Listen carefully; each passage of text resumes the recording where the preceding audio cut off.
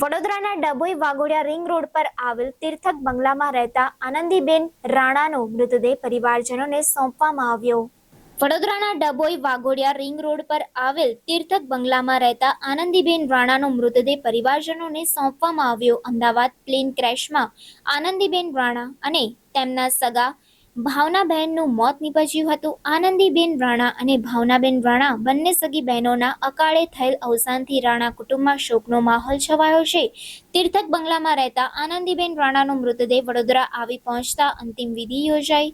મૃતક આનંદીબેનની સ્મશાન યાત્રામાં તેમના પરિવારજનો સાથે મોટી સંખ્યામાં સ્થાનિક રહીશો પણ જોડાયા. ભાવનાબેનનો દીકરો લંડન રહેતો હોય તેમને મળવા માટે બંને બહેનો જતા હતા લંડન. આનંદીબેન રાણાના પતિ હિંમતસિંહ નિવૃત્ત જીવન ગુજારી રહ્યા છે. આનંદીબેન રાણાના 2 પુત્રો પૈકીનો નાનો પુત્ર તુષાર ચેન્નાઈ રહે છે, જ્યારે મોટો પુત્ર ભાવિન વડોદરા પોતાના માતા પિતા સાથે રહેતા હતા.